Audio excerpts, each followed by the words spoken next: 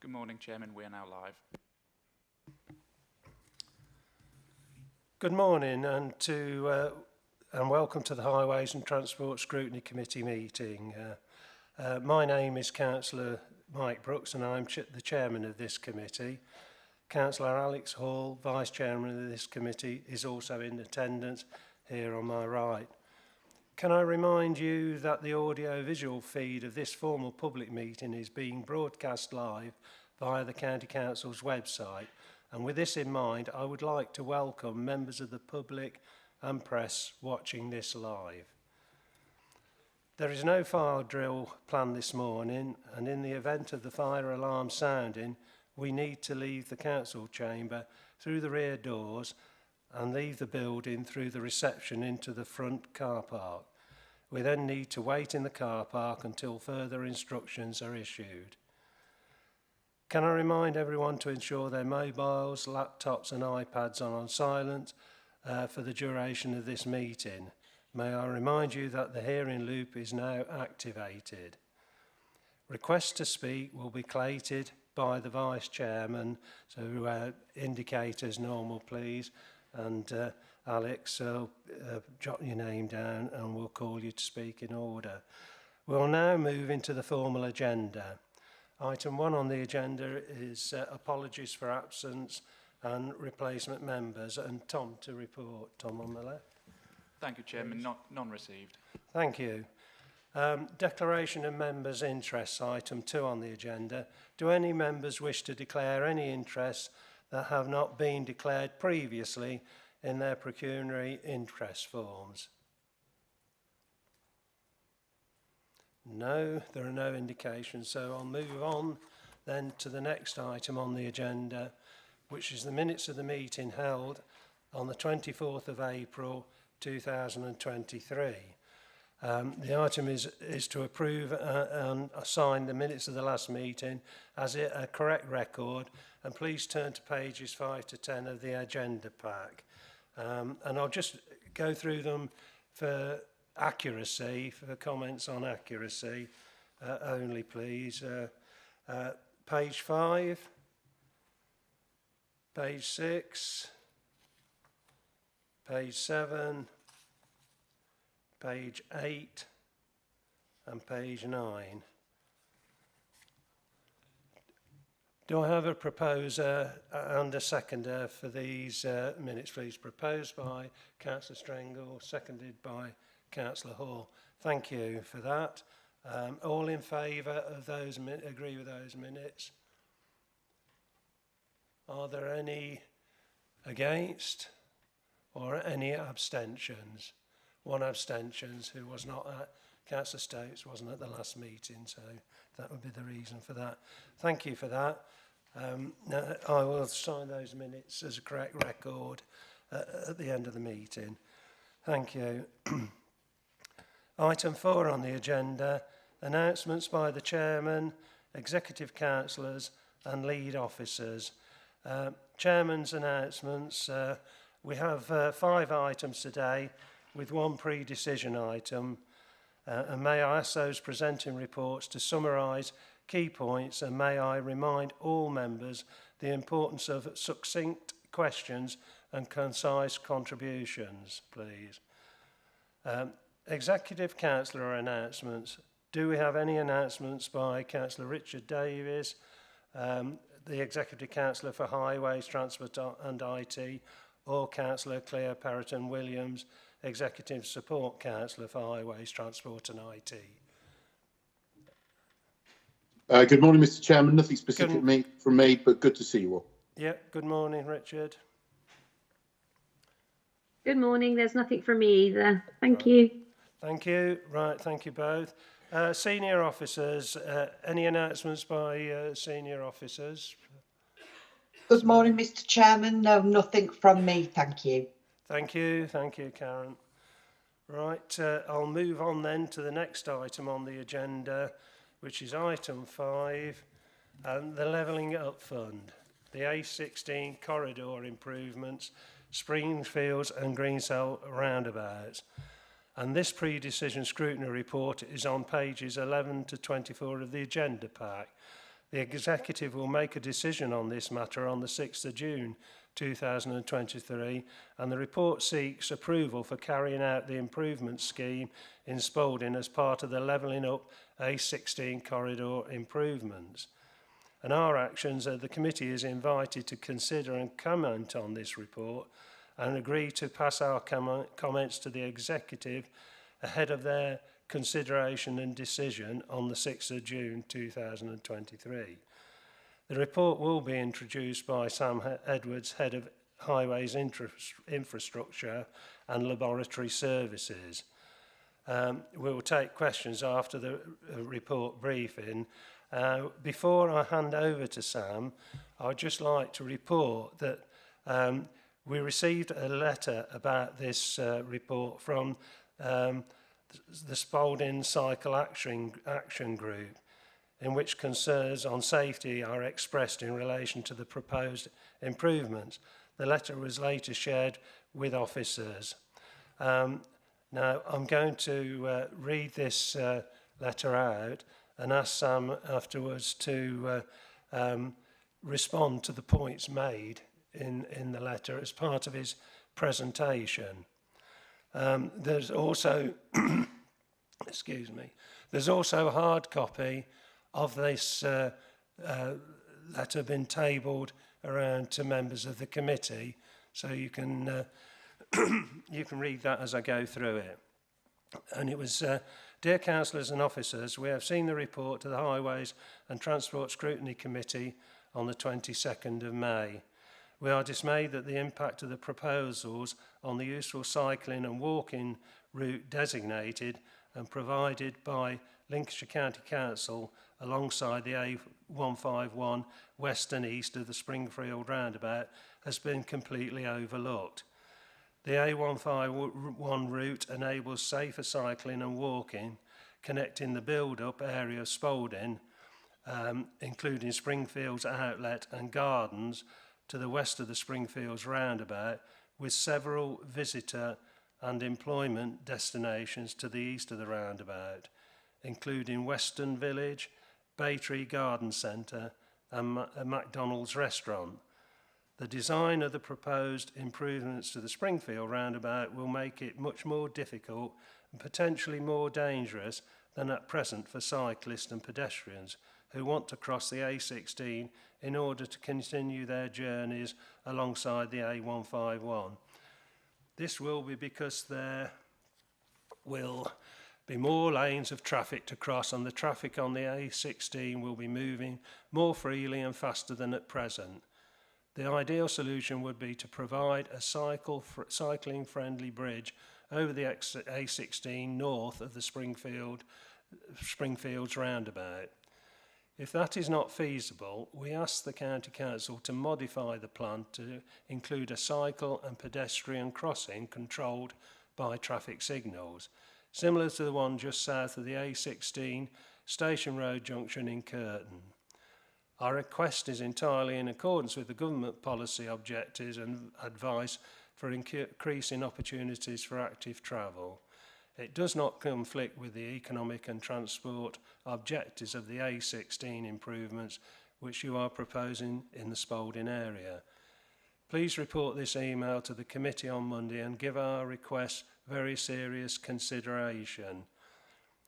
Yours sincerely, and that's the Spalding Cycle Action Group. Pedals is the name of the action group. So I'm going to hand over to Sam now to present on the report and also take those points and make comment on them, please, Sam. So over to you. Thank you, Mr. Chairman, and morning all. So yeah, I'll just pick up on the report. I'll sort of summarise some of the key points and then move on to answer those specific queries and ask for any further. So this is really a continuation of what I've come and presented to this committee previously on across the 5 schemes, or the now 5 schemes that make up the levelling up fund package of works. So just to summarise, 2 of the schemes, Boston Marshall Lane Roundabout and Boston Active Travel, have already been through this process, and they started works a couple of weeks ago, so they're on site. And these are the next 2 schemes as part of the overall 5. So that's Springfield Road Roundabout and Greensell Roundabout. So Start date wise, we are programming to start Springfield first and then follow on with Greensell. So Springfield is due to start in sort of September, October 2023, so this year, for a period of 12 months, and I'll come back to the time frame. Following that, we're looking to start Greensell around about in July 24 until March 25. For those that will have noticed, there's a 3-month crossover period between the two schemes being on site at the same time. We're not concerned from a traffic management perspective, because although they cross over, Greensell for the first 3 months won't have any restricted traffic management on the A16. It'll all be offline into the field to the sort of northeast that we'll be picking up. So although the works cross over, the traffic management crucially is the element that won't be on site at the same time. So coming on to traffic management, just to summarise that, I mean, we're in greater detail for Springfield Road Roundabout than we are for Greensell at this time, because we're a good number of months away from starting Greensell. But to summarise Springfield, there's still some way to go, because we're not starting for another 4 or 5 months. But the intention is that we will effectively start works on the southwest quadrant, so the southwest side of the roundabout, with lane closures. So that's not road closures, to be very clear, that's not road closures, those are lane closures. Currently you have, for example, 2 lanes coming into it, which will go down to 1 lane to provide working widths. The works will then progress in an anti-clockwise round, going round to the different quadrants, so we can pick them off as we go through. During the day, at this time, we're not intending to incorporate any temporary traffic lights, because we want to ensure as much free flow of the roundabout as we can. What we may look into, though, is there will be times when we need to put some form of extra restrictive arrangements in, for example, traffic lights, but the plan at the moment is to do those at night, and then get them back open as they were without traffic signals during the day. So just to summarise, these are very similar arrangements as how we did Peppermint Junction, for those who remember back in, oh goodness, 2017 time. Also Rise Home Road Roundabout, more locally to Lincoln, but pretty much the same sort of junction as what we're doing here, with very similar traffic flows, and that worked really well. And then also more recently the Holdingham Roundabout, which I know there were a lot of concerns going into this, but actually the free flow was fairly good throughout. We have engaged with freight users and businesses about these proposals. The district, communities, parishes, we have spoken about it. There's been sort of no secrets about what the scheme is and how we intend to build it, and that will continue up until the point of, well, up to and including through the construction process. Quickly from a cost perspective, I mean the costs are all summarised in the report, but we're talking circa 15 million for the 2 schemes. Within the overall 21.1 or circa 21.1 budget, we've got 15.5 million allocated to these 2 schemes. So that gives us broadly a £500,000 sort of buffer, I suppose. What I will identify in that is within our forecast, the 15 million forecast, there's 2.3 million of risk in addition. So in essence, overall risk is sort of 2.8 above the budget, which is a healthy place to be with where we're at. Include that, we haven't just sort of done the estimates ourselves. We've actually been working with Galliford Try, the ECI contractor, who we intend to, if things continue well, we intend to commission the works to. So those estimates are based on real contractor estimates, not sort of design estimates. So there is a level of assurance with those. At this point, I will pause and ask the questions, but I'll just summarise the elements in the letter now. So I've read through the letter and obviously heard at the committee, and I think there are 2 key points out of that, which I summarise in my own mind as, why aren't we including a grade separated footbridge? And if we can't do that, why aren't we including a permanent signalised pedestrian crossing across the A16 for the 151? So address the footbridge considerations first. We did consider these when we put the bid together and the feasibility. It's very clear there are extreme engineering challenges around land, levels, ditches, land ownership, all those kind of elements. Not insurmountable, but they are very, very significant and therefore would attract significant costs. But the reason they weren't taken place as this bid, to be clear, as part of this Levelling Up Fund bid, is in order to incorporate it, it would require significant land purchase, which will likely go through the compulsory purchase order process, which attracts a brevity of programme to that. In addition to that, we would certainly need planning permission to install something of that nature, which again attracts a programme approach. And they couldn't be done consecutively. They would have to be done consecutively rather than concurrently. So that would extend the programme well beyond the funding bracket that we've got for this budget. If we presented those and tried to progress it, we wouldn't be successful with the bid, and the money would be removed as part of the scheme and the overall programme. So that's why the footbridge wasn't included in this scheme.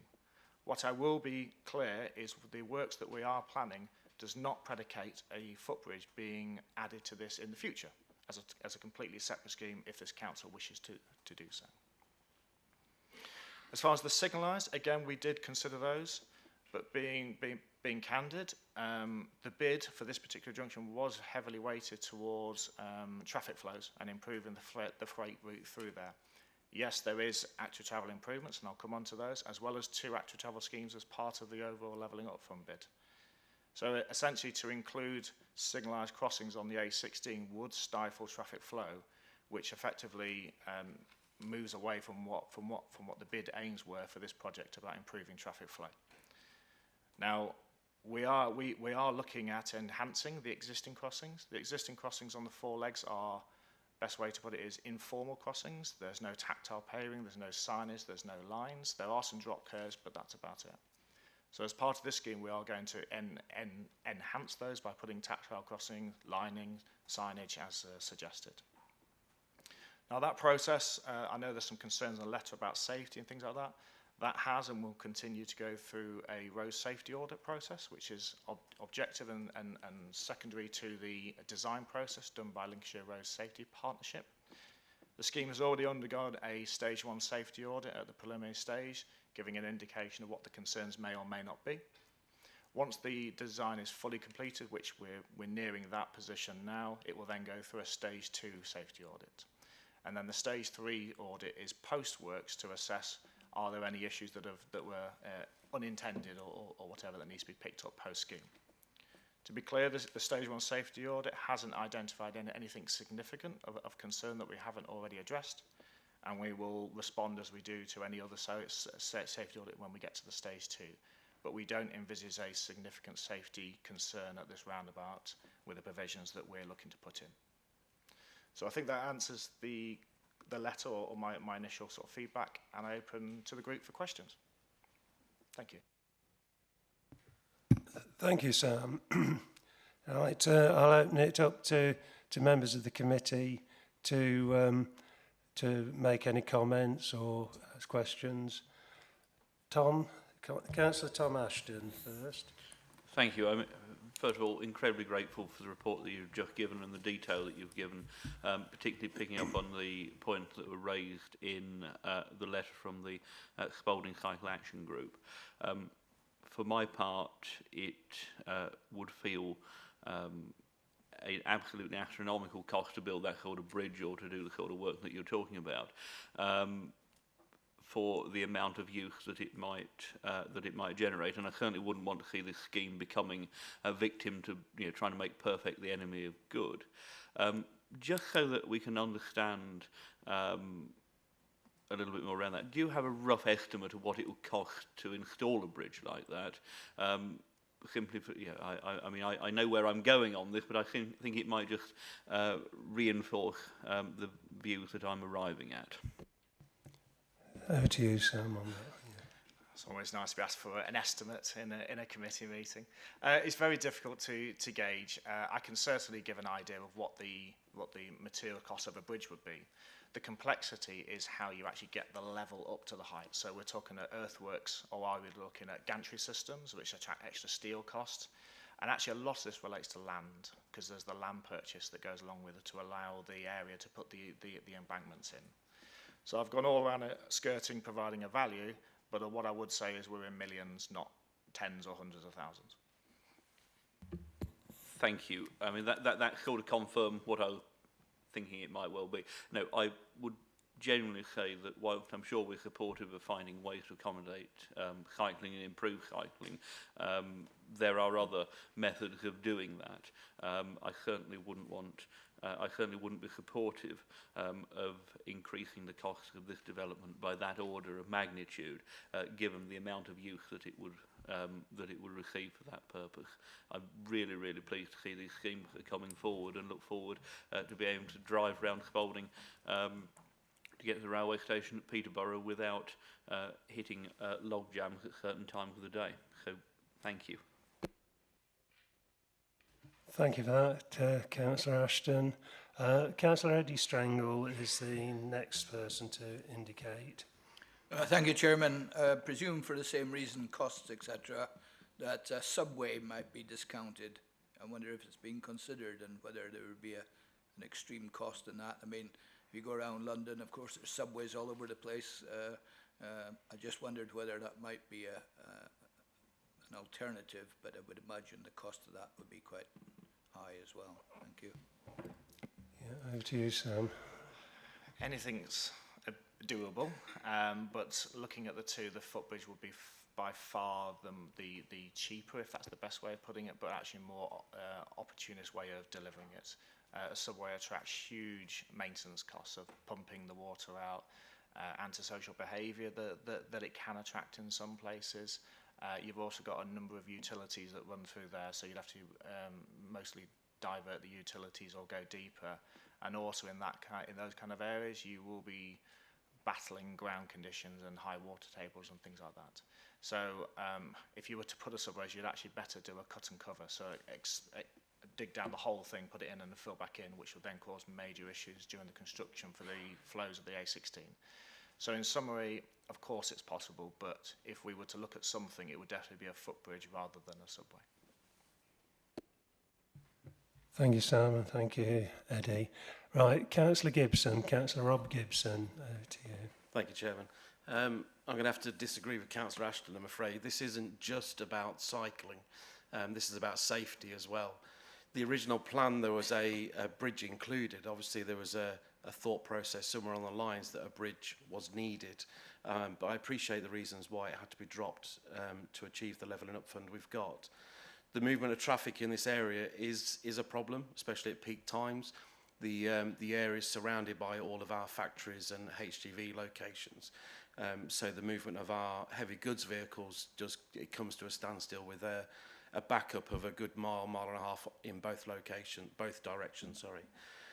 Signalised traffic, for me, that wouldn't solve the problem because we're solving it in one hand and creating it in another.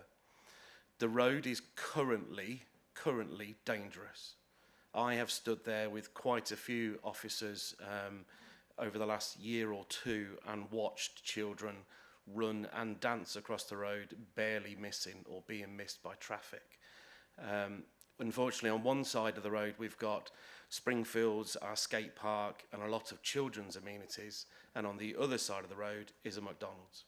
You will not stop children going to McDonald's. They will get there. They will go across this road. And further out from McDonald's, only a mile or so, you've got the village of Weston, which has Battery Garden Centre, the Fun Farm, everything more children orientated. The problem is that traffic is stopping to allow children to go past, and then the outside lane are not seeing them. We are in danger of having a serious accident. I know millions, £2 million is what's been quoted to me for a bridge, and even more for a tunnel, but what price do you put on a child's head? I've been on about it for a long time. And not only that, the pedals and the cycling, there is a point there that we are supposed to be joining our villages and encouraging the cycling. So if we were able to put this bridge in, we could then improve the cycling route all the way through to Holbridge, which is a good location, linking the towns and improving our active travel, which Sam and I have had many conversations about. I appreciate the bridge can't be in this levelling up fund, but hopefully in the future it can be considered. Thank you, Councillor Gibson. Sam, have you got any comments on that as far as the audits, etc., and perhaps? No major comments. I agree that a footbridge is much better than a signalised crossing facility. Really agree that we can't incorporate this within the funding bid. But as I said, this doesn't predicate anything being added in the future if that was the wish of this county. The only sort of bit I would just correct, or not correct, but just define is there was a mention of an original plan with the bridge. Just to be clear to this committee, that was an option study that looked at various options, of which one did incorporate a bridge in order to explore it, and that was, as part of the option study, that wasn't the one taken for this funding bid because of the time constraints. So yes, there was a plan, but it wasn't this is what we're going to do, now we're going to do this. This was part of an option study looking at various different options, of which that one wasn't taken. So I just sort of clarify that. Thank you, Sam. Councillor Kev Clark. Thank you, Chairman. Just to be clear, because, you know, I don't know the area, the letter says more dangerous than present for cyclists and pedestrians. Is that true, or is it, you know, would you disagree with that statement? Sam.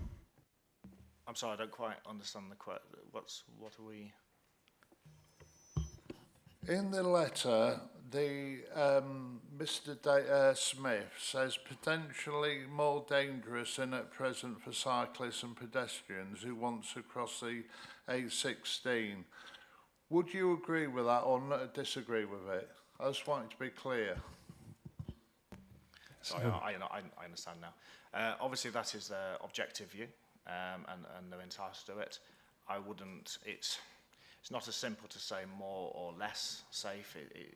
What we do instead is we go through the safety audit. Rather than giving a comparison of one to the other, is what we're proposing considered safe or not? Because you offset one, you could take that scenario and say they feel it is more unsafe, but then you could be improving as part of the scheme the safety of road users. So it's a balance between the whole thing. So we don't look at making considerations from A to B. We look at, does B considered as safe? Can I just mention, you did say improved crossing points, so that the crossing points that are going to be included now will be an improvement on what is currently there. Is that clear? Yeah. That's correct, Councillor Brooks. Yes, we will enhancing what is there now as the informal crossings and putting in formal crossings as part of that. The plan that is part of the paper and on the website, it does show little tactiles there if you look closely, but we're going to improve those over the next week and put additional plans on there to show the overall corridor of the footway improvements, just to make that abundantly clear. Thank you, Sam. Councillor Gibson. I guess, not to answer another member's question, but if you're widening the road and increasing the traffic flow, the potential is that speeding is going to increase and further distance for children to cross or cyclists to cross.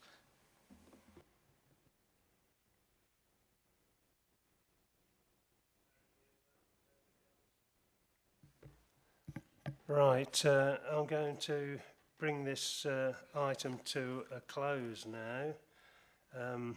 Thank you for your contributions to that, and thank you, Sam. I'm going to move that the committee supports the report on the improvement schemes for Springfields, but I'm going to make some points first that that we note that the road safety audit process is three stages. That will be being carried out, and stage one's already been completed. There are improved crossing points being included in this scheme. This crossing the footbridge can be added at a later if the need is proved to be there and found to be there. It can't be the footbridge can't be included in this funding bid because of time and everything else that's been mentioned, and so with those points, I think, noted, unless any member would wish to move anything different, I would move that the committee supports the report on the improvement schemes for Springfields and Greensale roundabouts, and request that our comments from the discussion as captured, which I've just tried to summarise, are shared with the Executive for their consideration ahead of taking a decision on the 6th of June 2023. Do I have a seconder for that proposal? Councillor Tom Ashton, thank you very much. So that's proposed and seconded. Would all those in favour please indicate? I don't think there's any. I think that's unanimous. Have we anybody against? Just to no. No abstentions, obviously. Everybody indicated. So that is a unanimous agreement on that proposal. Thank you. Thank you for that. It is a difficult one. Right, moving on then to item 6 on the agenda, the highways, gully cleaning, repair and surface water flooding update. This scrutiny report is on pages 25 to 28 of the agenda pack, and this report sets out the recent developments that have or are about to take place with respect to highway drainage, asset management, and aims to update us all on aspects relevant. For our comments or recommended changes or actions to be recorded to inform future decisions. And the actions the committee is invited to consider and comment on the detail of the report and highlight any recommendations or further actions required. Now, Nathan Whitfield, Principal Engineer of Drainage, is here to present the report. So good morning, Nathan, and I'll hand over to you. Thank you. Good morning, Mr. Chairman. Thank you. I just want to highlight some of the key developments that are either complete or underway in the report. I've broken it down into sections. The first initiative is Highway Drainage Legacy Data Capture Phase 1. This phase of the project is now virtually complete and is ready to transfer to our asset management system imminently. We've reviewed over 150 recent developments that have been adopted by the Highway Authority. They've been reviewed and additional data has been harvested from digital drawings, such as the complexity of modern highway drainage systems. This additional data will support the forward planning for major maintenance interventions, which will occur extra over current cyclic programmes, and it also has allowed the development of cyclic maintenance for critical ancillary assets, such as flow control devices. Legacy Data Capture Phase 2 is due to start this financial year. Parish Drainage Data Initiative. An online reporting tool is currently being developed on the Let's Talk Lincolnshire platform. The purpose is to try and find the uncharted drainage assets to be highlighted for assessment. The reporting page will be made available to parish and county councillors so we can utilise their local knowledge and identify any missing or lost assets. The data, once the page will have a period of time where it's open, and once that period is closed, the data will be collected and will be assessed with respect to ownership. If any of the assets that are highlighted are deemed a highway asset, they'll be added to our asset management system. If not, we'll advise the other risk management authorities as appropriate if we believe it falls within their remit for maintenance. Again, this is just further enhancing the data we hold in our asset management system. Gully cleansing. The gully cleansing cycles are currently on target, and more importantly, there's been a much improved performance from the cleansing operatives in terms of capturing defects accurately. This improves the efficiency of the decision making for urgent or interventions, along with programming the rectification of less serious defects. Gully cleansing media campaign. A media campaign was launched recently to highlight the issues of vehicles blocking access to road gullies. This typically occurs in the more dense urban environments. We're currently unable to reach around 2,500 gullies, meaning they can't be cleaned out, and eventually over time they become blocked, and that could lead to flooding. The purpose of the media campaign was to raise awareness to the public, and I've taken note that we can get early notification signs out to move their vehicles prior to cleansing. The longer the vehicles stay in position over a number of years, that risk increases. The blocked gully lateral trial. A lateral being a pipe that connects the gully to the main drain or the sewer or water course as appropriate. Our gully cleansing process has often found that the lateral is actually blocked and it can't be readily cleared with the standard gully cleansing equipment. We've conducted a trial with a more higher powered jetting machine that also carries a root cutting equipment and a CCTV camera on board for inspecting the work when they can't clear the blockage. Early indications are still being validated, but in the 4 trial locations, we're getting a very good success rate for clearances. And any laterals that can't be cleared, CCTV footage is captured, and further work will be assessed from that to the most appropriate method for a permanent repair. The trial is being extended further this financial year. Minor Works Drainage Programme. An exercise is currently underway to ensure all proposed minor drainage works are captured on a forward programme brief. This is to give a high level of visibility of the proposed schemes. In conjunction with this, the development of minor schemes is being transitioned from investigate, design, construct in 1 year to investigate and design in 1 year, and then to undertake construction the following year. The reason for the change is the increasing complexity of the issues being raised and the time needed to formulate an appropriate solution, as well as to add increased certainty in times of delivery and cost. The 2-year cycle also allows us opportunity to engage with other risk management authorities and develop schemes in partnership where there are common issues. And of course, allowance is made in the programme for urgent and under-plan works to be undertaken in year. Major drainage work programme. Again, as with the minor drainage works programme, an exercise is underway to make sure everything is captured on a forward programme brief to ensure a high level of visibility. Just some themes that are going to be undertaken in this under the major works this year is whole drainage system cleansing, and that will be where we basically go from head of the system to the outfall, giving the whole systems a thorough cleanse. A lot of the information from legacy data phase 1 is being used on this, and this is particularly respect to our principal roads and housing development, which have got more critical assets and storage systems within that need more frequent maintenance.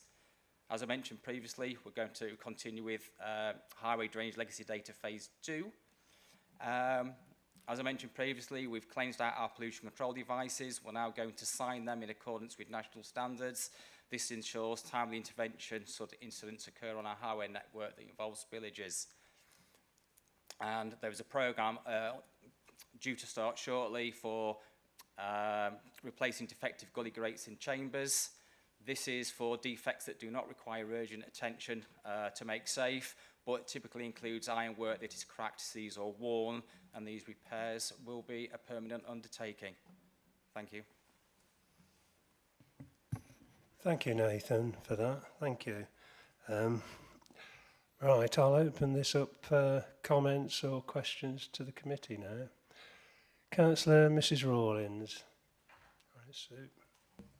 Thank you, Mr Chairman, and thank you, Nathan. That's very informative.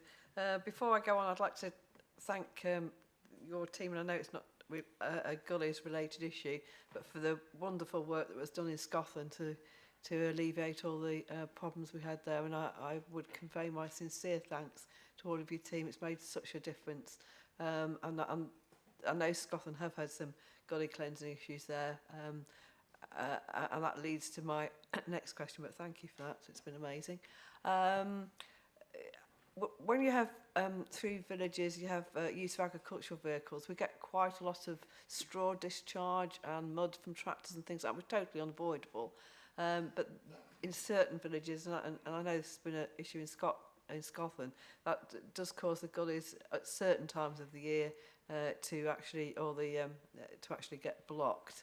And I would welcome the maintenance of some of the grates. I know in Welton we've had one or two that have been severely damaged and been quite dangerous, really, because they've partly fallen into the drain. I know they've been rectified now, but that is quite an issue. Again, sometimes with heavy vehicles going over them. And a side issue is when we have sort of surface water which we can't maintain, isn't a gullies issue. Some of those, particularly in my patch, have actually been, and the edge of my patch, have actually been caused by Anglian Water Authority doing nothing about burst drains, which are causing terrible problems to the road surface. And I wonder what liaison we could have there. Though the last one I know is slightly out of your remit. Thank you. Yeah, over to you, Nathan. Thank you. With respect to what you mentioned about the straw and the blockage of the gullies grates, we've now recently switched to what we call a targeted gully cleanse. And as part of that process, they actually, if they believe the gully grate is defective, they take a photograph, which is what I mentioned in the report. That is then assessed by the local highway officers, and if it needs urgent intervention, that is taken place. As part of that gully cleansing process as well, is we're also capturing the silt data within the gully pot. And at the point, say this, we're just restarting another cycle again now. We will collate that data. Gullies are generally cleaned on a 1 year and a 2 year cycle, and that depends how frequently that gully fills up. So it's the start of a process. As we get more data, that is being reviewed, and it's quite possible that a gully cleaned on a 2 year cycle could quite quickly switch to a 1 year cycle, or if it becomes a more critical location, it can even go down to a 6 month cycle if we need be. Thank you for the comments about the Scotland scheme. I was involved in that in its infancy, but I will certainly pass your thanks on back to the team involved with that. With regards to Anglian Water, we have a good working relationship with Anglian Water with respect to their foul water network. I believe you may be talking about issues more of their water mains causing issues. Yeah, I think the best thing I can do with that is we can take that comment away. We can make contact with Anglian Water and see what needs to be done to address those issues for you.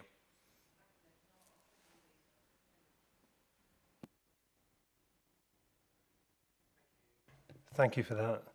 Right, I'm going to move on now to Councillor Charlotte Vernon. Thank you, Chairman. I'd just like to refer to the gully cleansing media campaign and ask about how you actually go about notifying those properties whose vehicles are parked on the road. There's a particular issue in my division where the properties have no parking at all, so literally down both sides of the street, and we're a rural area. There's sort of cars parked, and obviously that does lead to the gullies being blocked, and I'm not naive and I understand that, but how are you going about notifying residents as to the fact that that work's taking place, and does there need to be a sort of more tailored effort to try and do that? Thank you. Thank you. What happens at the moment is some signs get put up prior to the gully cleansing team arriving. Due to the nature of their work, it can't be precise. It usually gives a small window of time when they arrive. This was kind of the first phase of that gully media campaign. There are plans to take it forward using Nextdoor, which is a local social media app that can kind of target local areas. And our comms team have got further initiatives in place. That was kind of setting the scene. We were waiting to see if that actually proved useful or not. And I think there are plans to, with the comms team, to keep repeating that as well as we go forward. It's typically the more what the teams know as the parked out streets. They're usually in the more dense urban areas. I think in the more rural locations, I think it's the occasional gully is blocked, which means the two either side of it, they can only take up that capacity. It's when you've got rows of streets and you can't get to any gullies when it starts to cause a more serious concerns for us. May I come back just very briefly?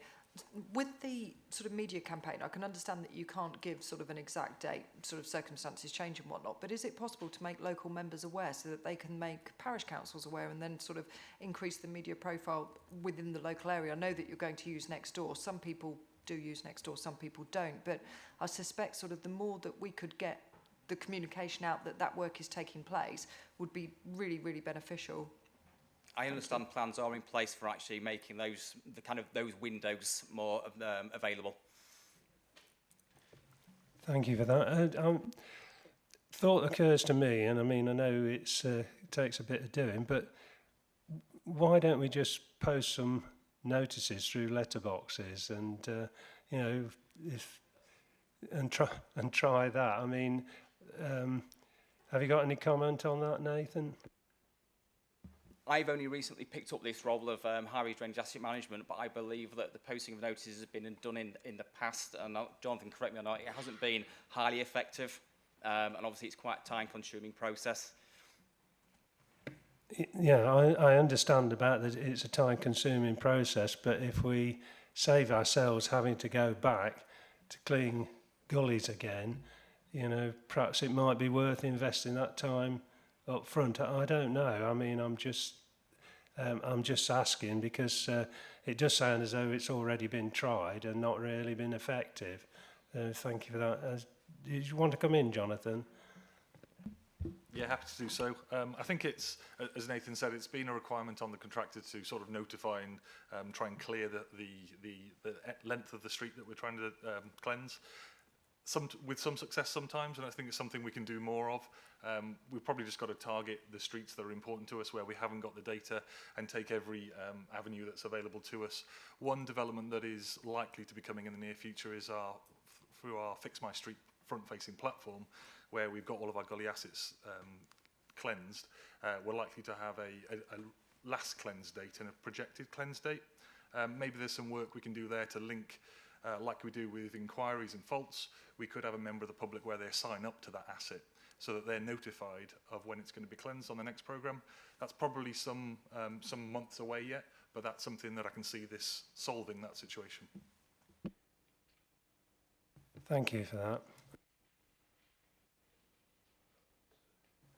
Councillor Tom Ashton first. Thank you. I mean, some of this may already have been covered, but following on a remarkably similar theme, can we put a bit more stick about on this issue, given how serious and how quickly things can go wrong very quickly when drains and gullies are blocked up in a heavy rainfall event where you've got hard road surfaces, where you haven't got anywhere for water to drain or absorb into the ground necessarily naturally. You don't need many gullies blocked before you've got a serious situation and it coming over the pavement into people's houses. How far could we go down a bit of strong arm on this if people aren't willing to cooperate and aren't willing to shift their cars? Then how far can we go down the route of perhaps closing the road to do that work, putting in place the traffic orders to do that work, so that actually we can put some penalty notices on there if people are still not prepared to move their cars. I know we probably would prefer to do it with the carrot, but if the carrot isn't working and we have contractors that are not able to do the work and work isn't getting done and people's properties are being put at a risk in effect as a consequence, can we be that firm on this matter? Can we do that? Nathan. I think I'd have to obviously take that away and speak to my colleagues, but obviously there are a series of measures we can take before we get to that point. I think that's probably getting to the point where we aren't getting any action at all. As I explained, working with our comms team, there are some more initiatives in place. We are going to start using Nextdoor. So there's a whole process that we're working through, and I think what you've just discussed is probably when we don't get any action. Like I say, it's being addressed as help us to help you is how it's being addressed. So I think before we get to that point, I think the more persuasive route is the best option at the moment. I feel fairly strongly that the most persuasive route is if people the length and breadth of Lincolnshire know that if they get a notice through the letterbox saying on this day please shift your car, if they're in the position of getting fixed penalty notices, people will be complying with that almost like that. Thank you, Councillor Ashton. Can I just just add to that? Signs are positioned at either end of each street at the minute saying when that street is due to be cleansed. Okay, I'm going to move on to the next councillor now, Councillor Dyer. Thank you, Chairman. 50 minutes into the meeting and I'm only just starting to speak. That must be a first. Just a list of questions, if I may. How do we end up with missed assets when they're drains? I don't think they grow legs and walk off. How have we not been able to keep track of LCC assets? So that's probably my first question. Let's talk Lincolnshire. I find that system awful. I appreciate this is just for members and parish councils, but when I've tried to get residents to sign up to it, they don't. And I think it's the same as when other councils try to do surveys. It's just the same few people that sign up to these survey campaigns that the council put out. So I'd just be curious to know what the uptake is, or what the expected uptake is from parish councils and members. I can't see parish council clerks and county councillors walking every street of their patches to find assets that you've lost. So why aren't LCC highways picking up and identifying gullies when they supposedly do their annual check of streets for potholes, etc.? I just want to know why that falls on other people and not highways. And then just on the campaign and alerting people to when gullies are being cleansed. I always think that councils are in the dark ages when it comes to communicating with residents. You know, whilst I've been in this meeting, a parcel's tried to be delivered to my house, and you get a text, a notification, or you know, councils don't do that at all. I suppose we don't really have that sort of data on residents, so we can't do that. I don't think next door is effective. I think it's the same few people that look at that on a regular basis. And I suppose my question was then, because I assume it's urban areas, and I suspect you've probably got red areas where every time you try and cleanse a street, there's always problems year after year. So I suppose the problem isn't county-wide, is it? It's probably on a handful of streets, or, you know, a small percentage of streets across Lincolnshire. So is there anything more direct you can do on those problem streets? You know, Sinsel Bank comes to mind in Lincoln, where I suspect that's probably an issue. Can more not be done there, rather than you know, using next door across the entirety of Lincolnshire? Because I suspect most streets it isn't a problem at all. That's my two penneth worth, Chairman. Thank you, Councillor Dyer. Over to you, Nathan, to comment on those points. Thank you. With regards to missing drainage assets, drainage systems across Lincolnshire are very complex. The ownership of them is legally challenging at times. I can't really explain why we have missing assets. It's just that we're trying to find them, to locate them and ensure that we maintain them. They've become more complex recently, and I would say what I call ancillary assets. They're often within the systems that may get missed at the time that the data is transferred over.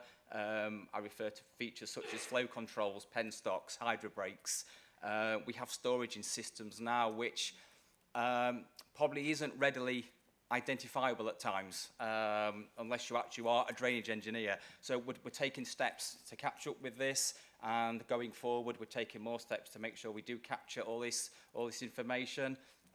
We've increased the number of what we call asset classes, so we've got more detail on this information. Sometimes it isn't just that they're missing, sometimes we don't have the robust information that we would expect to have on them, so we're just going back to capture all that. With regards to Let's Talk Lincolnshire, these are the tools that have been made available to us with respect to moving that forward.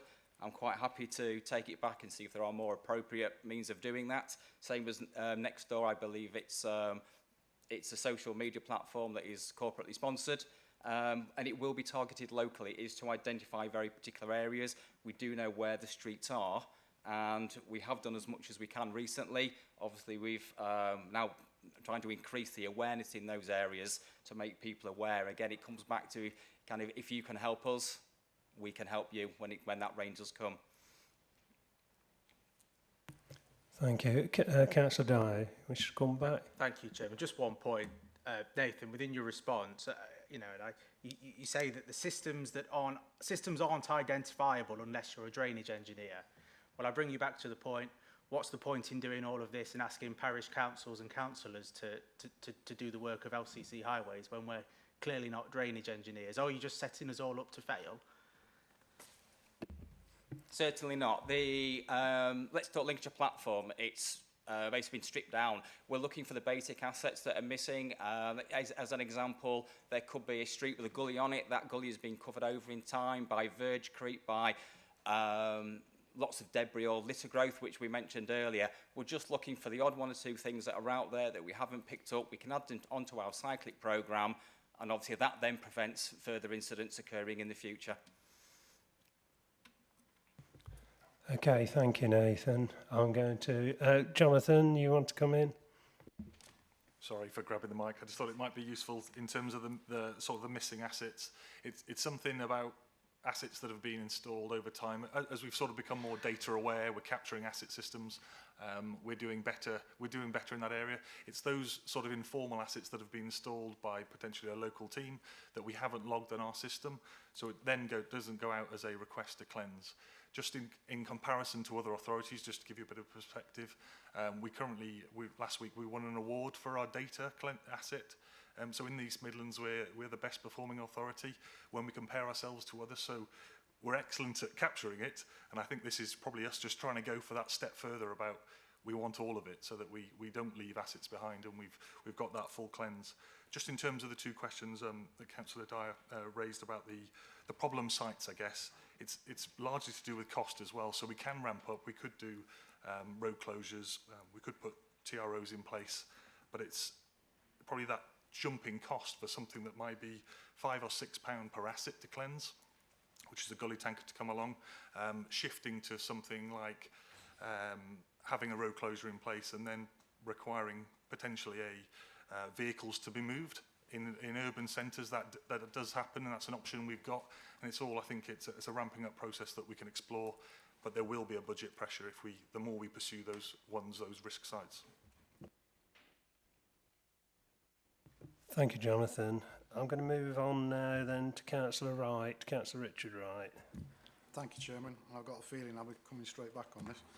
Can I just ask Nathan, I mean, there was some good points in the report, especially with the innovation, because some of the laterals I know in my area have been causing issues for a long time, and if we can now look at solving those, especially into the beck we've got, then that would be great. But I was picking up with regards to gullies and gully pots and the cyclical nature of how we deal with them. So obviously they're done on a cycle. I think you mentioned 1 and 2 year cycles, but is there any time that this is picked up as any extra work where there might have been identified issues with problems caused in the highway? I think one example of that is when we get a Section 19 report come in, which is where there has been internal flooding to a property. Obviously, immediate action is taken there. And obviously, again, we look at the data that's available and reassess, do those particular assets in that location need more frequent cleansing intervals. So as we get more information coming in, this is kind of a data-driven exercise. We respond to the public reports that come in as well. Again, officers assess what needs to be done, and if the cyclic programme needs to change, those will be added onto that next cycle at a more frequent basis if needed. Yes, come back, Richard. I will come back again, and I have to apologise to Jonathan as well, because I've not replied to an email he sent because I've had things on. We've just had a problem in my area, so fantastically, I'm having pavements actually reinstated and improved after years of needing it. But all the work that went into that prep was basically jet washing and brushing loads of heavy detritus into the highway along large stretches, and some of it over 500 mil wide into the road. So we're talking about substantial detritus. We've then had the usual what now occurs, heavy rain deluges, because it doesn't just rain steady now, we have heavy rain. So we've had the perfect storm of deluges that have carried some of that detritus down into the gullies. With the sunshine that followed, we're now responsible for rewilding the gullies and the curbs on several of my roads. But that detritus was then left for weeks and is being carried down the road and effectively into the gully pots. So I've not seen any gully pot cleaning. I've seen a partial road cleaning where there's that much stuff that the brushes have missed part of it, so it's still there in the gullies. So the gullies, the curb sides are still full of detritus. I'm careful on using detritus for what I really want to use. But some of it obviously is then still gradually making its way down into the gully pots. So highways itself has caused a problem, or a potential problem, and I haven't seen that actually being picked up now as a piece of remedial work, because I'm concerned that as we get more heavy rain, some of that heavier stuff is going to get carried down the pipework. So is there a scheme to actually follow up on works? Do the 2 sides or 3 sides, whatever it is, of the highways actually work together, that when they know they've got a problem, somebody goes and fixes it, rather than waiting months and months, it then becomes a bigger problem before we do something about it? Nathan. I think on the best into this one, if I can take further details from you after the meeting, we can certainly look into that for the exact location of what you're talking about, and obviously we can follow it up with the relevant officers. Yeah, is that okay then, Richard? We'll do that. Yeah, thanks. Councillor Stokes. Yes, thank you, Chairman. So, following on what the comments that's been made, I mean, block gullies and drains are probably the second highest on my list of inbox items. and you said that there's targeted gully cleaning. I mean, is that via reports from local members and Fix My Street? Because it doesn't matter how many times I've reported blocked gullies and drains, nothing ever happens. And it doesn't matter where I am within my division, we still get puddles when there's surface water, when it rains heavy, because the drains and the gullies are blocked. So, I mean, the reporting system is great, but if it's not being followed up by highways, what on earth can be done to make sure it does? Yes, Nathan.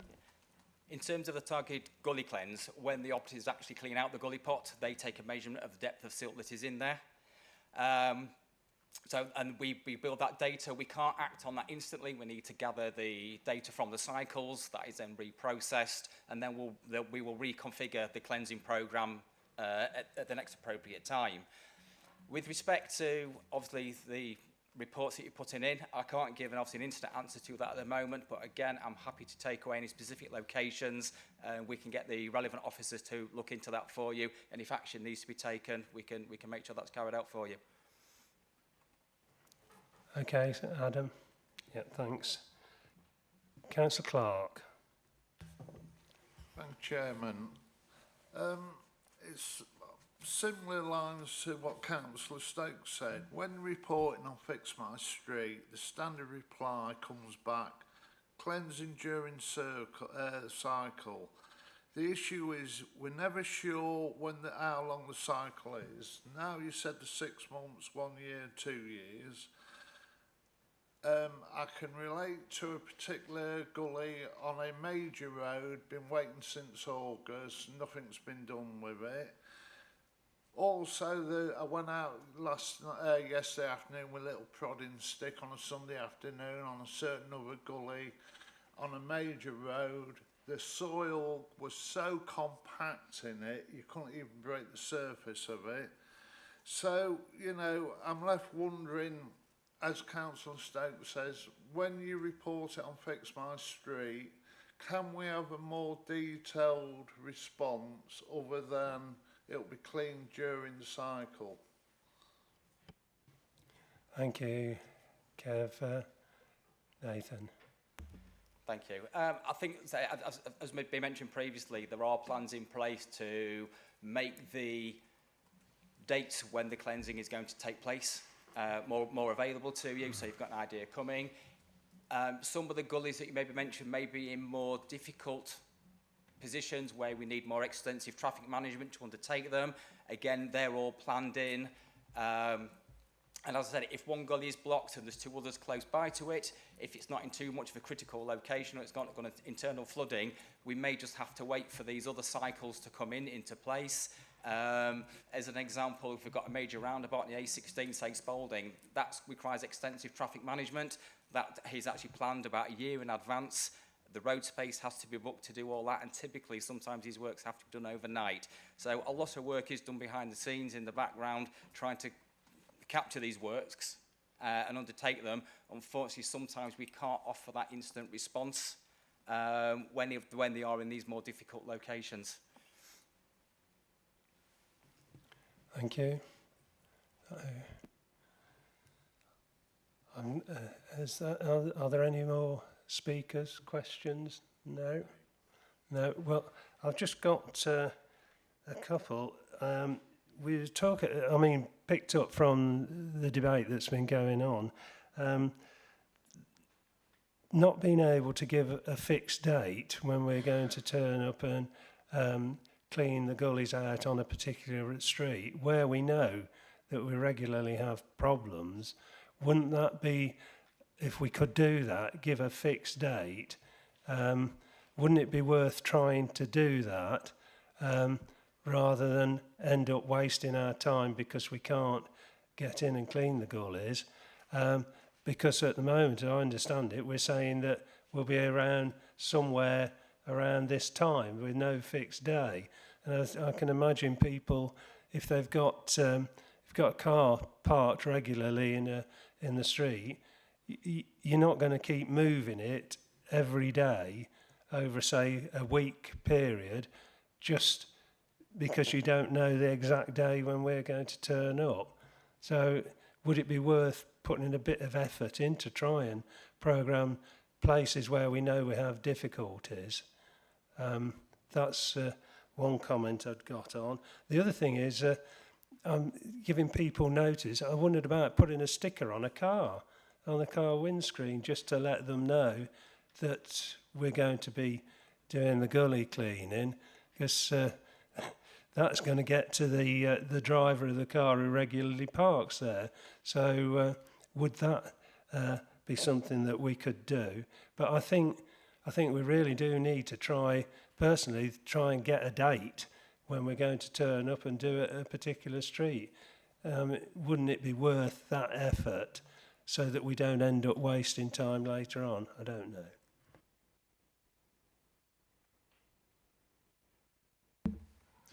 Yeah, I think that it's something that we need to take away and do a bit of a targeted bit of work on this.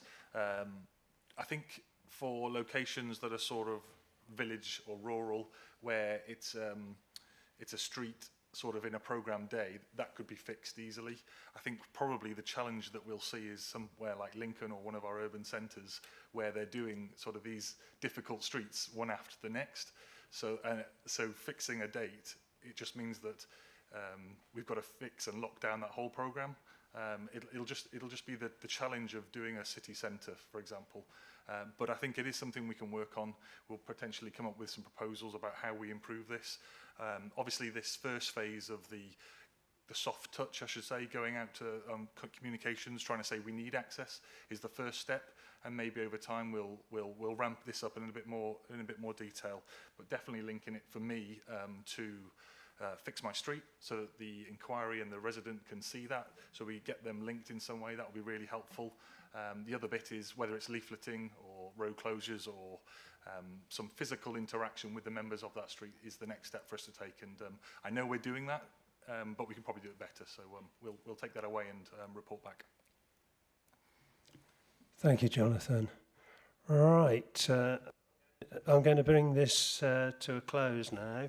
And I think that it's fair to say the main point been made by the committee is to try and find a better way of giving people dates when we're going to be attending streets to do the gully cleaning, and try and cut down the amount of time we end up wasting because the cars are parked over and we can't get access. So that's how to notify residents. The other thing is when people are reporting on Fix My Street, I think it was fair to say, they're just getting a message that it's going to be done on the cycle, but with no indication of when that area is due for the gullies to be cleaned. So it would be helpful when you get that message back to give an indication of when it can be expected to see some activity there.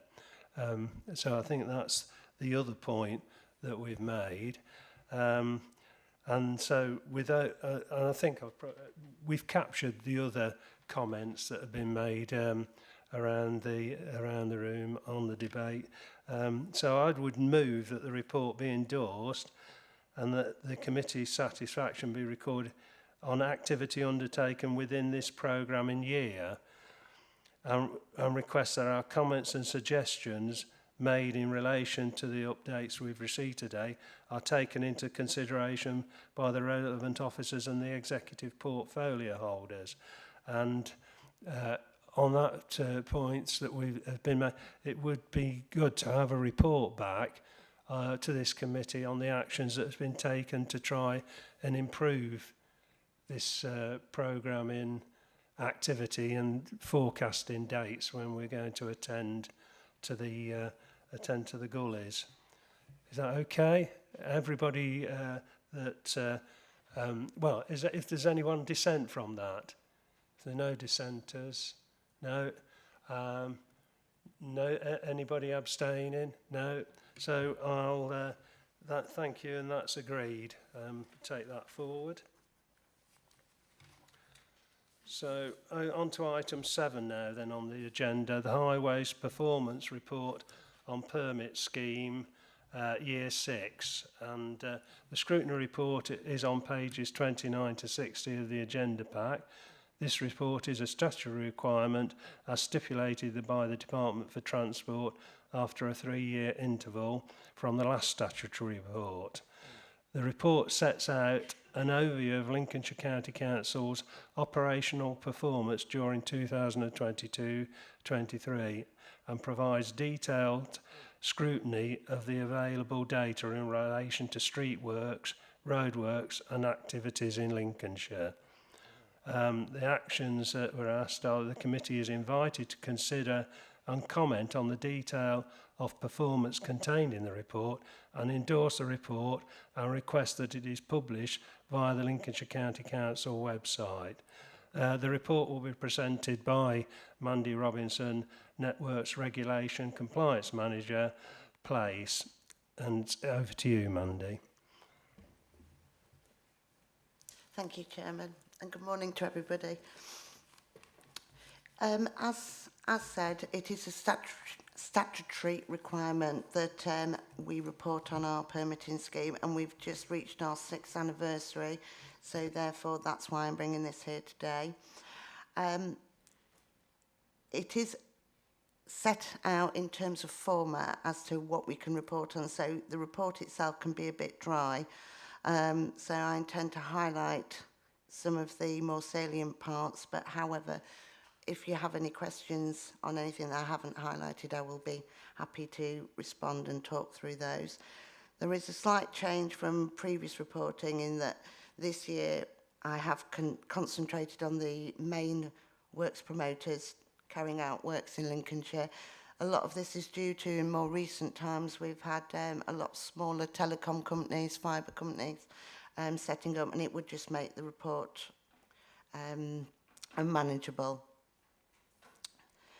So I would first like to highlight the graph, which is at just above section 4 on page 6 of the actual evaluation report. I'm sorry I don't have the agenda pack in front of me, so I can't refer to the pages of that. Page 38 of the pack. Thank you. What this graph demonstrates beautifully is that whereas at the start of the scheme back in 2016, we were dealing with in the region of 40,000 permit applications a year, a mere six years later, we're now considering in excess of 65,000 applications, and this shows no sign of slowing down. Last year alone, volumes increased by nearly 20,000, and it's worth mentioning that throughout the 6 years of the scheme, we have continued with the same volume, the same level of resource that was assigned to the original permitting team. A lot of this has been able to be achieved through improved technologies that have become available to us, and also through revising and reassessing how we carry out works and look at coordinating the network. On table 4 of the report, which is pages 12 and 13 of the actual report itself, it demonstrates that although volumes have increased, we've been working very hard to manage the coordination of works on the network. And we're now granting almost 90% of all applications received. Now, this is an increase of over 6% when compared with 3 years ago. This allows for improved communication through the network coordination teams, and also enables greater cost savings not only to LCC but to other utilities working in Lincolnshire in terms of not having to reconsider and replan any rejected work. So that's a win to everybody working within Lincolnshire itself. I'd also like to highlight that table 13, which is page 25 of the permitting report, also shows the number of remedial works that have taken place during 2022-23. This is an increase of 75% when compared to the previous reporting period. And this work contributes to preserving LCC assets and can also be attributed to our increased focus on coring, which continues to take place and is currently always monitored and reassessed as we go along. Turning to tables 14 and 15, which are, demonstrate our local performance improvement on page 26 of the permitting report.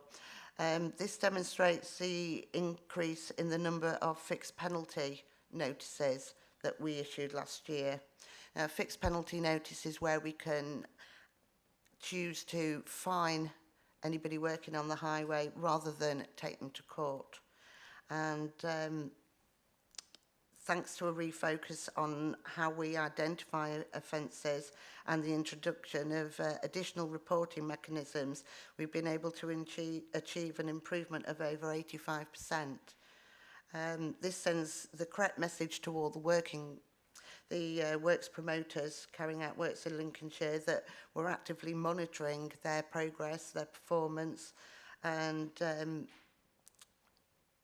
ensuring that the network, works taking place on the network are kept to a minimum, and that we expect full compliance regarding any tasks that they carry out in Lincolnshire. So I think that's an important message that we get across there.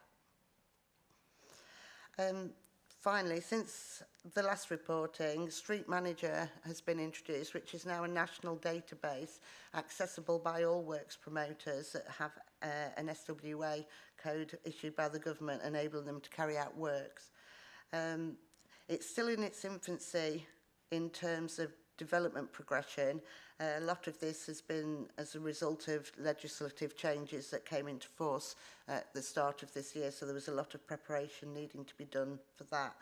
But hopefully, as Street Manager continues to grow, we will find it very useful in terms of being able to monitor and coordinate the highways network.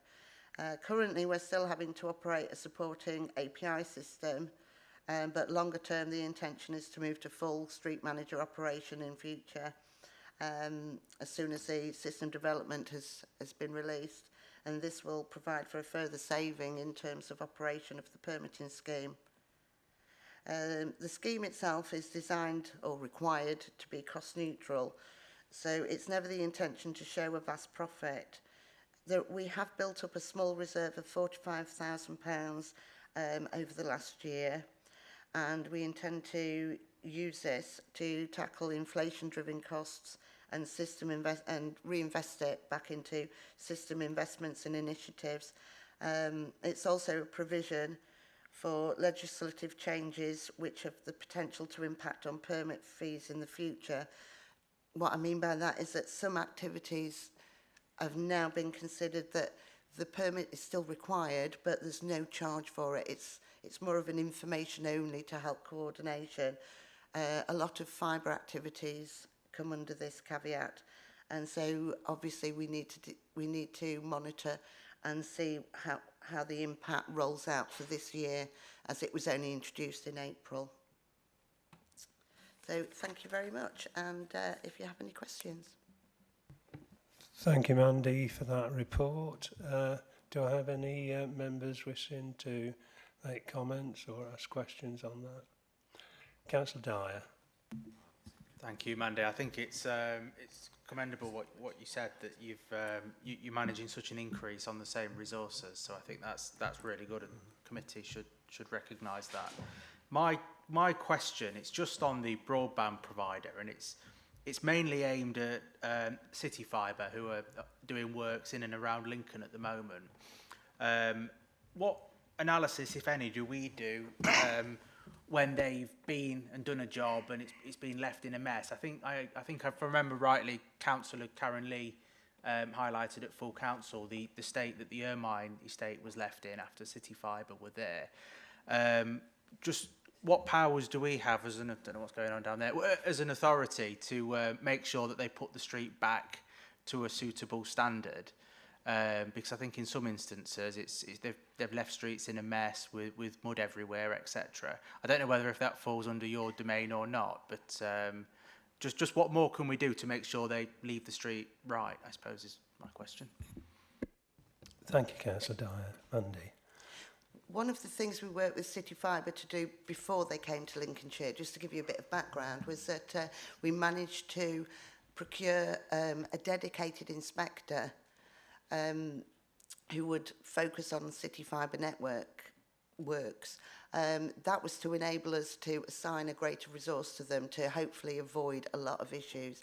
Now, we are aware that obviously that hasn't gone 100% as intended, but we have found that when compared, I was at a meeting last week, and when compared nationally, Lincolnshire are doing really well in terms of managing City Fibre. Elsewhere, it's not been the case. I'm not saying mistakes aren't being made, but the fact is that we are on them and we are driving improvement. We recently recognised that incorrect reinstatement material was being used, and that was identified very early on by one of our officers and enabled us to put a plan of action into place where it's all been removed at their cost. So again, moving forward, it's protecting the asset. It is difficult trying to keep up with fibre companies. They do have their gangs, that their actual workers on site are quite often misinformed or very ignorant of legislation. And so we do spend a lot of time educating them. There's also a very high turnover of staff in that area at the moment because there is so much competition. So they're almost like moving from one's provider to another. We see them popping up in Lincolnshire but maybe working for somewhere else. So all I can say to you is that yes, we do recognise that whilst things haven't been perfect, we are sitting on them, we're fining them wherever there is an opportunity to do so, but we're concentrating also on trying to make them understand what they need to do. And like I say, the re-education of everybody. We meet them regularly. We talk through what could have gone better, how to improve things in the future. And our dedicated inspector is sitting on them to make sure that this does happen. Okay, thanks, Councillor Dyer. That's good. Thank you. I've got Councillor Wright. No, Richard. Thank you, Chairman. Mandy, I was going to pose a question, which now shaped really on your response back to Councillor Dyer. I totally appreciate these comments you're making about improving and now we pick up on it. But in the meantime, that's a resident or residents that have suffered who they don't give a hoot whether there's lessons learned. They want to know why they weren't learned in the first place. Now, I've had some dealings with a company, I won't name them, but they weren't very quick to respond with regards to their superfast broadband rollout they were doing. The traffic management was appalling, attitudes were appalling, even where they put temporary lights up, playing brinkmanship with themselves over who would reverse back, because they jumped the lights and that kind of thing. Now, I know there's been changes there, but they were self-imposed by their management who caught on to what was going on. But my question really is that rather than lessons learned and lessons and fines, which are great in regards to looking at performance figures, but don't pick up on the issue of the residents that have suffered in the meantime, and sometimes for days or weeks on end having to suffer either noise or disturbance or traffic issues or, temporary fences put across the driveways abused, all sorts of stuff that's going on with some of these companies, is that if they are given permits to work across a wider area, and they must be obviously rolling out, is there not a system that says, look, if you fall foul of that first permit, rather than a fine or lessons learned, it just stop the permit at that point or stop further permits until you've got a guarantee that they're going to actually improve their practice? Because like I said, we're looking at performance figures. The people sat in their houses don't care about our performance figures. They care about the fact that they see these companies, to their eyes, continuously getting away with this. And it does cause a nuisance. You shouldn't have to worry about, when you go home, having to worry about people working in the road who are causing or making your life a nuisance. Sometimes it's for hours, but sometimes it's for days and weeks. So I just wondered if there's a way that we can look at that, because it must cause a lot of work with chasing up where permits are not being enacted properly and you're having to go through them. So is there not just a permit stop system that can be put in place? Thank you, Richard. Mandy. It's quite difficult to be able to do a blanket stop on a works promoter. We don't have the powers to do that. One of the things I should have said in my previous comment was that whenever we know that a new works promoter is coming into Lincolnshire, we always try and engage with them up front and make it very clear what we require them to do. From April, there was new legislation put in place that makes it a requirement for anyone coming into Lincolnshire to give us a heads up, if you like, and to give us a bit more information regarding the volume of work they're looking at and the areas that they're going to impact, which allows us to engage far more with them before they actually put a spade in the ground. Again, like I say, we do work with them as much as we can, and we do try and be very proactive. There have been some of the works promoters that have been proposing to work overhead rather than work underground. We've been trying to get them to change their mind in those instances. And we always try and come up with the least disruptive methods of working that we can. We don't always get it right. And like I say, nationally, this is now being recognised. What happened originally was that a lot of the, well, Ofcom, sorry, they were issuing licences to these little pop-up companies and basically sending them out into the world to start working. We're now taking it back to basics nationally and re-exploring how we can be more proactive in getting the information that we need from the start, so that when they do arrive in these rural and urban areas, that they're far more equipped in terms of what they're required to do. Yes, it's not perfect, and we do encourage where anything's gone wrong on site for people to let us know, so that we can be more proactive in putting a stop to it, as it, rather than let it go on and find out at the end of the scheme. Thank you, Mandy. Okay, Richard. I mean, we just don't have the powers to put a blanket stop on a promoter. Councillor Strangle. Eddie. Thank you, Chairman. Thank you, Mandy, for your report.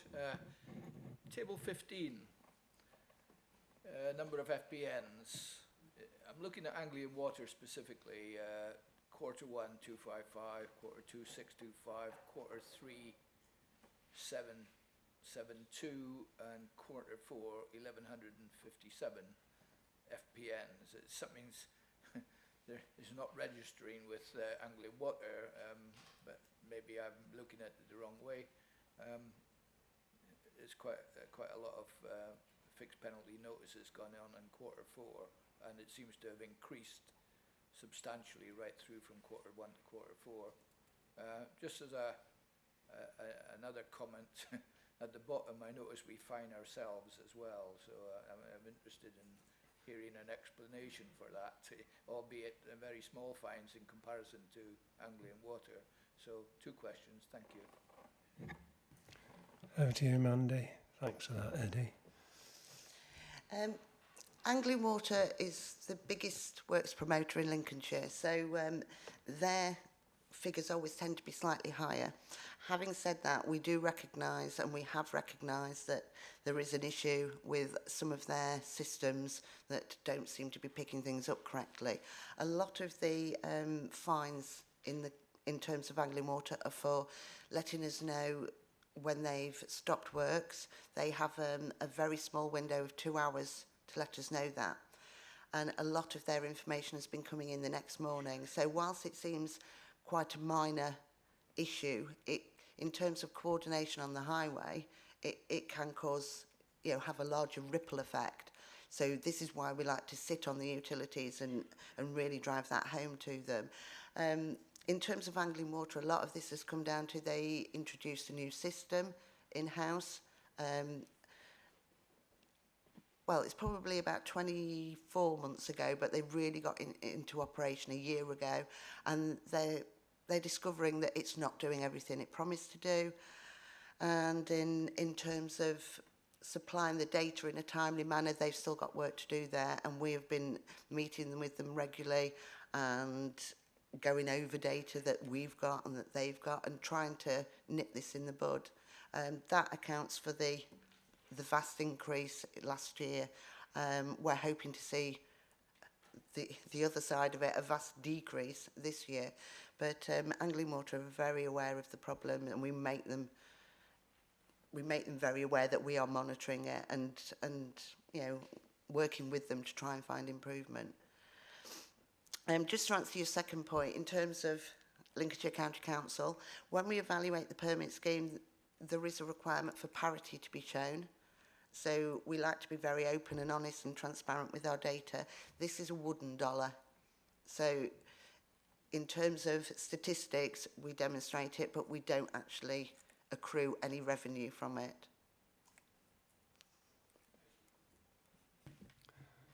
Okay.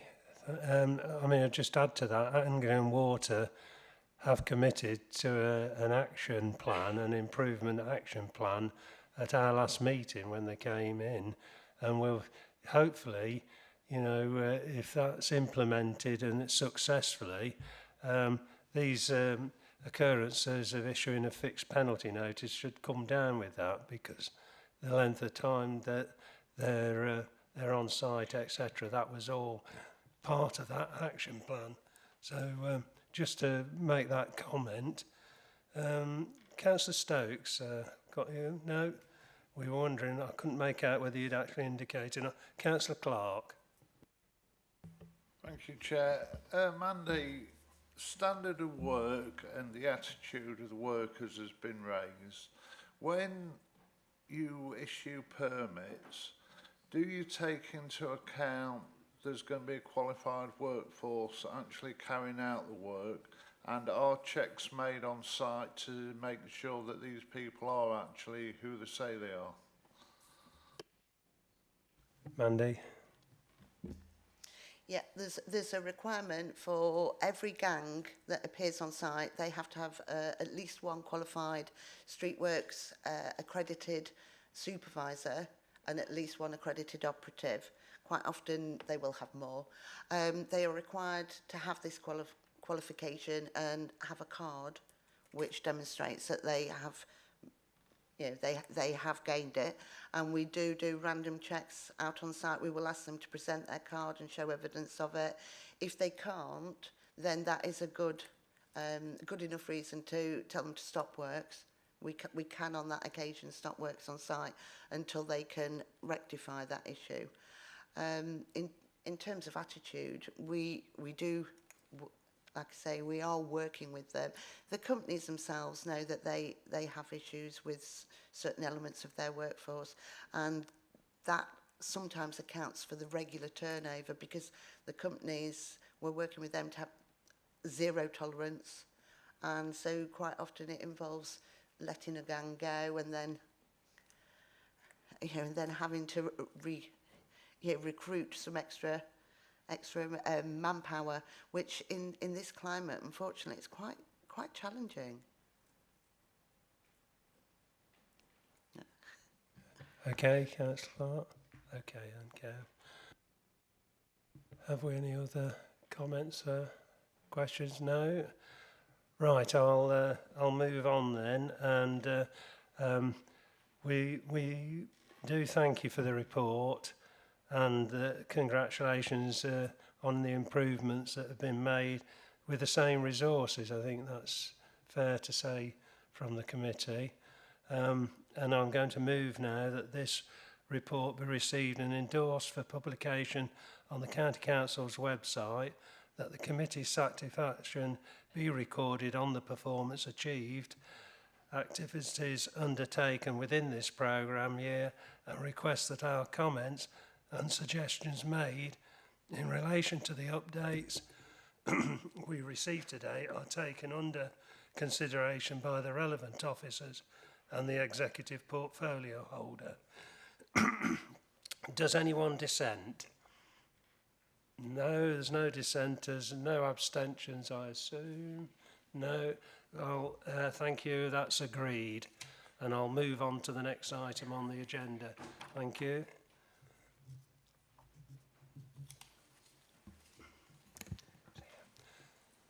Right, item 8 is the Street Works Collaboration Charter. And this scrutiny report is on pages 61 to 64 of the agenda pack and presents the Street Works Collaboration Charter to our committee. The charter is focused on improving the management and communication. Excuse me, I've got this frog in my throat. Yeah, when you go. The charter.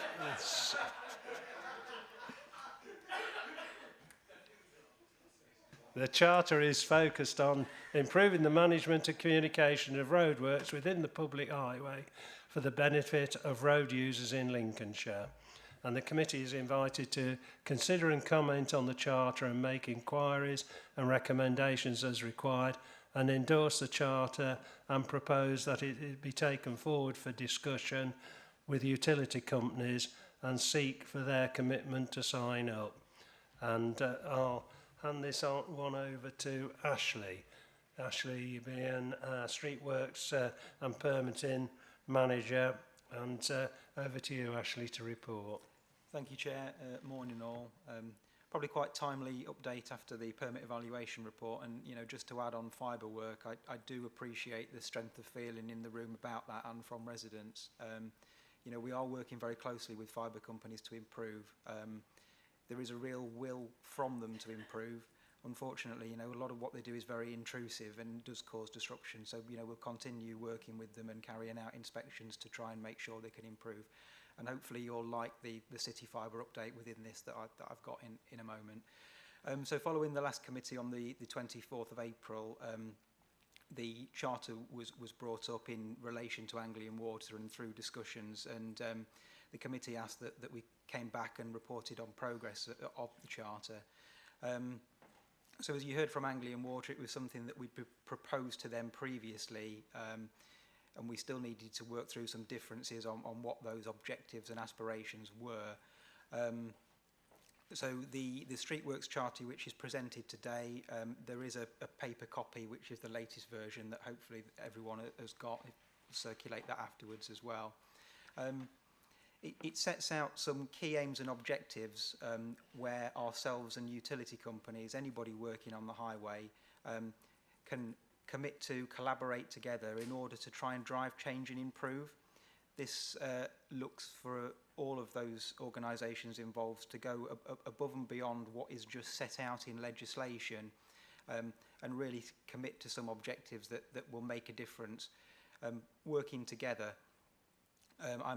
Whilst there is only Anglian Water's logo on the bottom of there along with ours at the moment, I am pleased to say that discussions are ongoing with several other utility companies.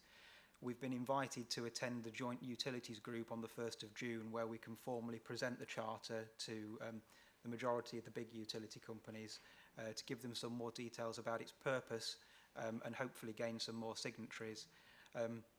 What I am able to update you on, in particular in relation to Anglian Water, who were here last time, we now have operational commitment from Sean McCarthy and Andy Skellhorn, who were in the room from Anglian Water last time, that Anglian Water will commit to this charter. We're just waiting for some senior management sign-off, which will hopefully come in the next couple of weeks. What I am also able to say, and I'm sure Councillor Dyer will appreciate this, is that City Fibre have agreed to come forward and sign the charter. Whilst they accept that there are shortcomings in what they do, they are really committed to working with us to improve the work that they're doing. So that's Anglian Water and City Fibre to start. We're very hopeful of having more join up to it after the 1st of June. So yeah, happy to take any questions on that. Thank you, Ashley. Councillor Strangle has got a comment. Thank you, Ashley, for your report. You mentioned City Fibre, but the biggest concern in our area was Spring Fibre, because the difference, obviously, as you well know, is that Spring Fibre, they have a 200 metre line, whereas City Fibre have a 100 metre line. And is that City Fibre dig up the pavements and put them back together again, which generally speaking has been quite a good exercise.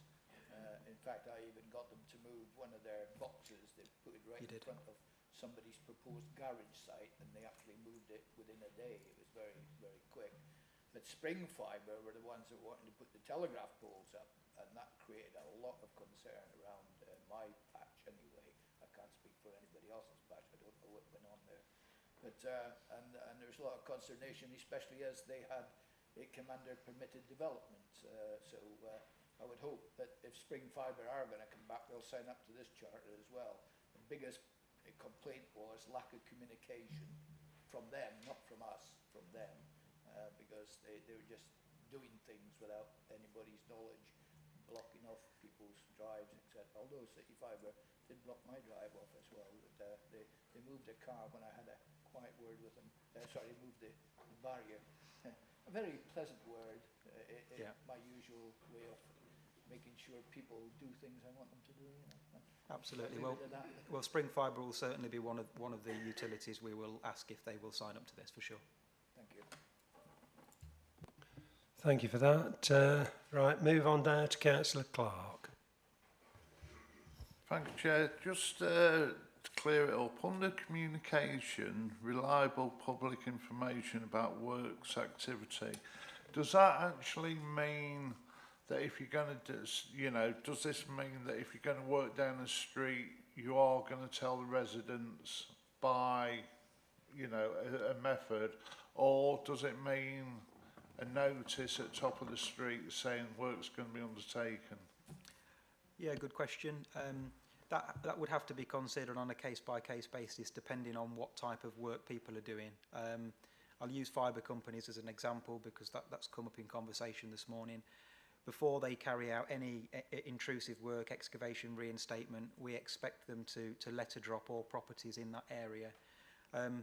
Of course, with nearly 70,000 permits in Lincolnshire every year, it would be impossible for any utility or indeed ourselves to notify residents before any type of work. But anything that's going to be intrusive and disrupt, we are expecting residents to be notified. Whether that's from an advanced sign on a street or a letter through the door. But certainly in regards to fibre, we're expecting a letter through people's door. Thank you, Councillor Dyer.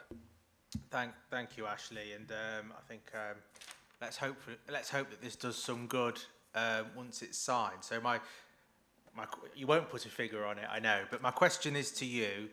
So when Anglian Water sign this, or if or when, where do you expect to see their fixed penalty notices go down to? So at the moment, I think it was Councillor Strengle highlighted in the previous report. I think it was 1,000 or so a year. Do we expect that to significantly drop once they sign this document, and if so, where should that be? Good question. It's definitely a when will they sign, not an if will they sign. Always difficult to predict where fixed penalty notices will be because they are so variable. I think what a high volume of fixed penalty notices does show is that if there are issues out there to find, that the county council are making sure we find them. So we're maximising the resources that we've got to target the finding of these offences. As Mandy explained, some of the reasons why Anglian Waters have gone up so significantly perhaps isn't always due to non-site compliance. It's more to do with how legislation has changed and how Anglian Water are tied into updating permit starts and stops within certain timescales. I would like to see them decrease, and I expect them to decrease. I'm not sure I can put a finger on the exact percentage of that. I'm sorry. Thank you, Ashley. Okay, have we got any other comments on this? No, I'm going to move on then. And I think we recognise and are pleased that we've got an operational commitment from Anglian Water and City Fibre to sign up to this, and just hope that gets done quickly. And I'm going to move that the report and charter presented be received and endorsed, and agree that leading officers take this forward with utility companies and seek for their commitment to sign up to it. Does anyone dissent from that? No? Any abstentions? No? Well, that's agreed then. Take that forward as agreed. And on to the final item on the agenda, which is the committee work programme. And this is on pages 65 to 72. And I'm going to hand straight over to Chiara to take us through it. Thanks, Chiara. Thank you very much, Mr. Chairman. Chiara Catioanu, designated Scrutiny Officer for this committee. The work programme, as you all know, is a standing agenda item that offers opportunity to members of this committee to reflect on the items to be taken for the rest of the year as scheduled, and also allows for further additions to be made and topics to be suggested in line with current priorities and areas of interest. In our next meeting, which is now due on the 17th of July, we're going to receive the further reports, a pre-decision scrutiny item being the winter service plan for 2022-2023, the Highways Quarter 4 performance report, the major work schemes report, the passenger transport annual update report, and the transport service Quarter 4 performance report. There are no further amendments to be reported since issuing of this agenda pack. However, I do note the addition made today in terms of the report on actions that have been taken on board to improve the programme activity for gully cleansing. And this concludes my update to you, and I'm happy to take any comments and suggestions. Thank you. Thank you, Chiara. Are there any comments on this? No? Right. Does anyone... I'll move then that we note the report and approve the existing work programme as detailed on pages 65 to 72. Does anyone dissent? No dissenters. Any abstentions? No. So that's agreed then. Thank you. Right, that brings us to the end of the meeting. Can I thank everyone, officers and members, for their contributions to the meeting. Thank you very much, and that concludes the meeting.